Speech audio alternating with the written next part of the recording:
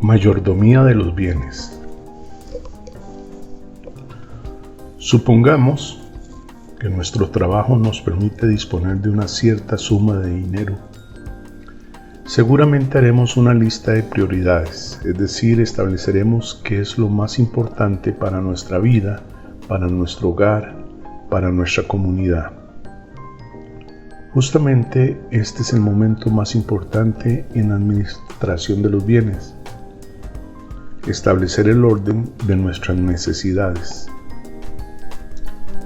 Seguramente que el yo, entre comillas, ocupa el primer lugar, y en función de ese yo, observamos algunas cosas que no podemos hacer con el dinero. Vamos a nombrar algunas de las que no podemos hacer con el dinero. Primero, no podemos comprar a Dios. Hechos 8:20. Cualquier bien que se posea será insuficiente para lograr paz en mí, yo. Podemos hacer todos los presupuestos que deseamos, pero no podemos colocar en nuestra lista de inversiones el dar una cantidad determinada de dinero para que Dios esté contento con nosotros, o para que Dios olvide nuestras transgresiones, o para que Dios nos dé algún beneficio o ventaja especial.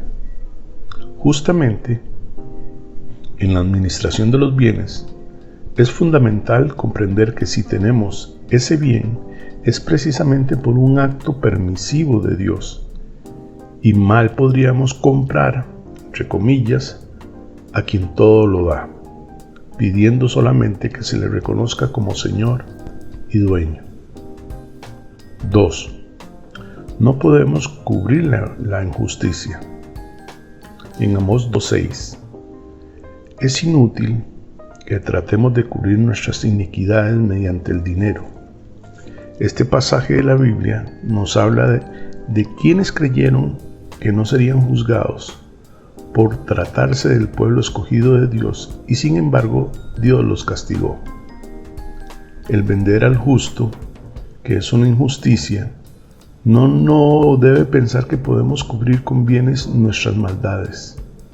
Justamente, hombres que se rodean de poder y riqueza serán juzgados, no por las riquezas o el poder que detectan, sino por lo que hayan hecho con esos elementos. Es inicuo a los ojos de Dios el que pensemos que a un hombre rico, por serlo, le serán perdonados sus pecados, o que un malvado por el hecho de dar limosnas o ofrendas será justificado. 3.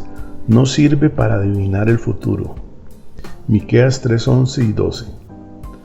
Desde los más remotos tiempos el hombre ha querido conocer el futuro, estimando que de saber el mismo podría variar su desarrollo si le es adverso.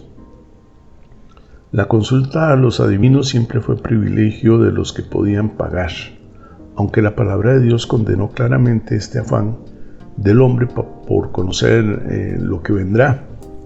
Eso está en Levítico 19, 16 al 31. Nuestra natural curiosidad, natural entre comillas, nos lleva a desobedecer. Muchos miles de hombres y mujeres gastan ingentes cantidades de dinero en consultar adivinos, cartas estelares, horóscopos, etc. Nunca como ahora, el culto de la adivinación y el ocultismo ha recibido mayores cantidades de dinero. En otra parte de ese libro hablamos de los cultos satánicos, pero sin darnos cuenta de que esos cultos no siempre significan ceremonias rituales. Muchas veces cuando un hombre o una mujer se guían por un horóscopo o una adivinación para programar su jornada de vida, está aceptando automáticamente la posibilidad de que una fuerza que no es la de Dios pueda acompañarla en sus actos, ayudándolos en un sentido u otro. Cada año, millones de hombres y mujeres gastan parte de sus salarios en esos cultos. Pero la Biblia dice, por boca de Jesucristo, que no está dado a nosotros saber lo que ocurrirá. Hechos 1:7. Y ahora observemos algunas cosas que sí podemos hacer con el dinero. Primero, devolver a Dios lo que le pertenece. Si todo es de Dios, debo darle todo a Dios. Esto sería una incoherencia, porque de tal manera no podríamos vivir en el sentido material, es decir, comprar alimentos, vestidos y aquellos elementos necesarios para la vida, reconociendo que es de Dios la plenitud de las cosas. En el reconocimiento de ello hay agrado por parte de Dios. Sin embargo, hay algo más. Este reconocimiento de la soberanía de Dios debe ir acompañado de una entrega de aquello que tenemos como fruto justamente del uso de nuestras posibilidades, es decir, inteligencia, tiempo, talento, etc. Cuando Malaquías expresa la posibilidad de que el hombre robe a Dios, eso está en Malaquías 3:8, no está hablando de una actitud propia de la ley, es decir, una obligación que surge de la ley, sino de una actitud común en el hombre. Una vez que prospera, soberbiamente hace impiedades, aparentando que ello es posible sin caer bajo el juicio de Dios. El hombre debe poner a los pies de su dueño todo aquello que es fruto de su trabajo. Es la seguridad de que el Señor abrirá las ventanas de los cielos y derramará bendiciones hasta que sobreabunde. Malaquías 3:10. Es claro que cuando hacemos nuestro balance mensual, nunca queda dinero para Dios. Nos preguntamos a nosotros mismos, ¿no es justo que haga reparar el coche? Es un bien de Dios y debo cuidarlo. ¿O no es justo que compre una nevera o una refrigeradora nueva? ¿Y mis vestidos? ¿No son viejos? ¿No es justo que mi hijo pueda ir al club a jugar con otros amigos? ¿No tengo derecho a tomar vacaciones? ¿Es razonable que yo no tenga un buen aparato de televisión, una buena pantalla, una buena computadora, el mejor celular, porque lo necesito para comunicarme con los hermanos de la iglesia? Así podríamos llegar hasta el infinito con preguntas parecidas. Nosotros hemos conocido al principio de nuestra vida de creyentes estas disyuntivas, pero en nuestro hogar eso fue claro. No solo el diezmo, que no es nada, sino el diezmo dado de corazón alegre, como dice 1 Corintios 9:7. No el diezmo porque sea norma de la ley, sino porque el 10% de nuestras entradas es una miseria para que devolvamos a Dios todo lo que Él nos da, lo que por otra parte es imposible. Punto número 2. Utilizar los bienes dentro del concepto de Proverbios 30, 8 al 9. Este pasaje bíblico nos habla de la necesidad expresada en oración de no tener más allá de lo que necesita para vivir. La pobreza puede producir problemas de conducta en dos sentidos diferentes y opuestos. El versículo 9 habla del que hurta por no tener los elementos suficientes para sobrevivir. Sin duda que no será el caso de un creyente, porque el Señor en su sermón del monte manifestó que siempre el Padre Celestial provee para sus criaturas. Eso está en Mateo 6, 25 al 34. Pero también la pobreza puede producir en el hombre un orgullo de su estado y mirará despreciativamente a los que tienen bienes. El razonamiento de que, entre comillas, Dios me ama, por eso soy pobre, en cambio llena de riquezas a los que se perderán en un futuro, es una falacia. Pensar que por ser pobre se es mejor que los demás es tener una falsa modestia que tiene una gran dosis de orgullo. Por otra parte, el acumular riquezas no encuentra ningún aliciente en la Biblia. En repetidas ocasiones se pone el ejemplo de un hombre que amontona bienes sin preocuparse de su vida espiritual. Esa historia está en Lucas 12, de 16 al 21. Pero un creyente cristiano puede tener más dinero del que necesita para vivir. Y en ese caso, se reduce el problema a tomar solamente lo que realmente es necesario para una vida digna. Y el resto de las rentas utilizarlas para ayudar a los necesitados, promover la educación, colaborar con la predicación del evangelio, etc. El problema del creyente con riquezas es que muchas veces es juzgado y criticado por causa de ellas, porque en la simplicidad de su razonamiento, la riqueza no es justa y por lo tanto un verdadero creyente no debe tenerla. Lo que es criticable es el hecho de que un cristiano con riquezas sea insensible a las necesidades del mundo que lo rodea, pero no lo es el hecho de que tenga más bienes de los que necesita. Lucas 12, 47 al 48. Todo hombre tiene la posibilidad de tener necesidades cubiertas. Dios no miente. Cuando ello no ocurre es porque alguien o algún sistema permite que ese individuo sea despojado de su mínimo para acrecentar el máximo de otro individuo o otro sistema.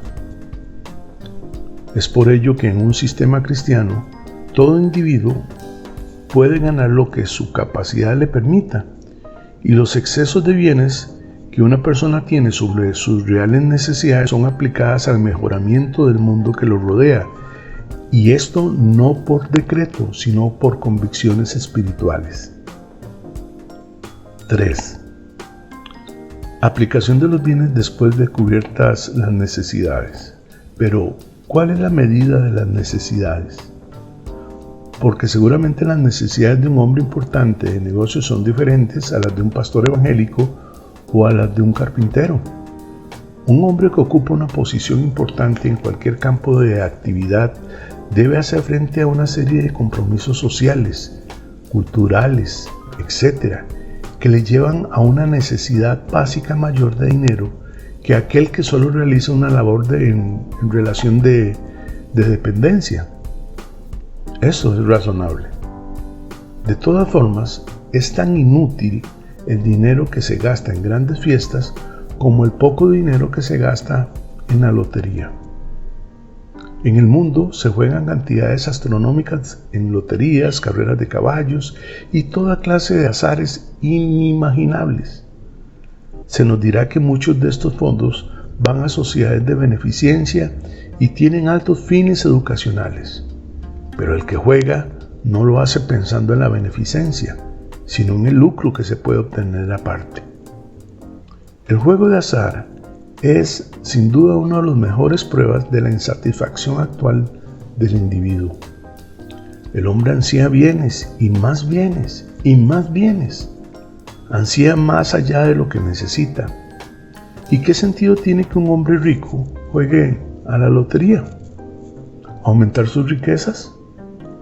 Si se tratara de hacer beneficencia con dar parte de esa fortuna, ya estaría su inquietud resuelta. Un billete de lotería o una jugada de azar es la expresión de ansiedad de un individuo para resolver alguna crisis existencial. Pero, ¿qué es vivir mejor? ¿Tener el último modelo de coche o los mejores vestidos o las más lujosas casas? ¿Es esto vivir mejor? ¿Vivir quizá como en Suecia, en Suiza? Un paraíso del confort, de la droga y del conflicto sexual. Después de cubiertas nuestras necesidades básicas, que admitimos pueden ocupar una escala relativamente amplia, ¿qué hacemos con nuestros sobrantes? Quizás no hay sobrantes. En ese caso no hay problema. Separamos la parte de Dios y vivimos con el resto. Si hay sobrante, ¿puede un cristiano hacer caridad? ¿Puede un cristiano colaborar en obras de bien público, en misiones cristianas que tienen por objeto predicar el evangelio en lugares donde la palabra de Dios no se conoce? ¿Puede un cristiano apoyar la obra de la edición de la literatura cristiana? Ayudar a los colegios y demás centros educacionales, La gama de posibilidades para utilizar el remanente del dinero de nuestras necesidades linda casi con el infinito. Lo que sí entristece es ver cuántas veces los cristianos viven con un gran despilfarro de dinero sin tener en cuenta la precariedad de los bienes humanos y el origen de los mismos. Vamos a hacer unas recomendaciones finales. Primero, actitudes positivas con respecto a los bienes que tenemos. Debemos de preocuparnos de que todos aquellos objetos que poseemos, cualquiera que sea su naturaleza, se mantengan en nuestro poder en las mejores condiciones. No es un justificativo el haberlos adquirido, pero no preocuparnos por su conservación. Debemos reemplazar un objeto que tenemos solamente cuando el mismo ha dejado de prestar su finalidad correctamente. Un cristiano no debe entrar en la variante tan común de desechar cosas que sirven solamente para adecuarse a una moda o a un movimiento competitivo de consumo. Debemos pensar que todo objeto que poseemos puede ser de utilidad a otro, y por ello el objeto tiene el valor de satisfacer la necesidad de alguien que quizás no pueda adquirirlo. Debemos utilizar los objetos sin olvidar que son cosas inimaginadas, por lo que no debemos tener más apego que el necesario como una cosa útil, manifestar que un objeto no se arregla, pero no se da o no se utiliza, así como tampoco se comparte con otro por razones emotivas. Es simplemente poner un sentimiento de amor en algo material por sobre la satisfacción que puede producir a otro ser humano. Actitudes con el dinero. Pensar que las monedas sumadas de los retornos en un mes pueden sumar una cantidad que permita, por razones de cambio, ayudar al sostén de una misión en muchos países del mundo. Nadie debe pensar que por el hecho de tener un salario pequeño no pueda aportar un grano de arena a esa obra. Pensar que hacer economías avariciosas en algunos gastos, por ejemplo en la comida, pero invertir un gran capital en un coche es una forma incorrecta de actuar. El uso del dinero debe ser equilibrado y dentro de un presupuesto familiar. Sacrificar cosas esenciales para satisfacer ambiciones de figuración es dar curso a la vanidad y nada más. No olvidar que hacer economías avariciosas es no tener en cuenta el mandato de Éxodo 18:21, donde al buscar hombres prudentes, ellos no debían de ser avariciosos. Un cristiano que por avaricia hace pasar necesidades a su familia, aunque luego dé ofrendas, no podrá escapar de la reprimenda del Señor. Lucas 12:15. El recorrer otros países, conocer otras modalidades, nos ha servido para comprobar en cuántas ocasiones el nombre de cristiano se lleva más como una tradición que como una forma de vida. Si se me preguntara qué es un cristiano en su aspecto práctico, le contestaría que es un estilo de vida. Durante muchos años se ha hablado del estilo de vida de un inglés, de un francés, y así sucesivamente. Cada país ha tenido y tiene una forma de vida que le caracteriza. Pero si se nos pregunta cuál es el estilo de vida de un cristiano, nos costará mucho llegar a una definición. Para los que no viven realmente el cristianismo, un cristiano es un fanático que no fuma, no bebe, no va al cine, no ve televisión, no baila, no nada, etc. Pero, ¿es esto un cristiano? Hay muchos que no beben, no fuman. ¿Es un cristiano un hombre que está solamente en las actitudes negativas, un hombre que se distingue de los demás por las cosas que no hace? Lamentablemente muchos hermanos están en esa posición y personalmente en parte comparto esa idea de que el cristiano no debe hacer muchas cosas que hace el hombre del mundo, pero las cosas que dejamos de hacer no son las líneas fundamentales que dibujan la figura de un cristiano. El cristiano es, por razones de su nacimiento espiritual, un ser lleno de alegría y de seguridades. Un cristiano no es un hombre taciturno, agriado por los problemas que lo rodean y que él odia. El mundo rodea a los cristianos. Formamos parte de la sociedad, pero no del pecado que domina el mundo. Debemos impulsarnos a expresar a otros la alegría que significa haber escapado de las garras del vicio y la corrupción. Pero la alegría no es un orgullo. Un cristiano no es un ser superior que mira por sobre el hombro al borracho o a la prostituta. No es el ser humano que, lleno de vanidad por su supuesta condición espiritual excelsa, mira con desprecio a los que no han llegado a ese punto. El estilo de vida de un cristiano con respecto a su prójimo es de tierna comprensión del problema actual que atraviesa esa persona. Un cristiano es un hombre o mujer que marcha con seguridad por la tierra. No es alguien que no tiene seguridad de qué será de su futuro o qué ocurrirá cuando deba dejar este mundo.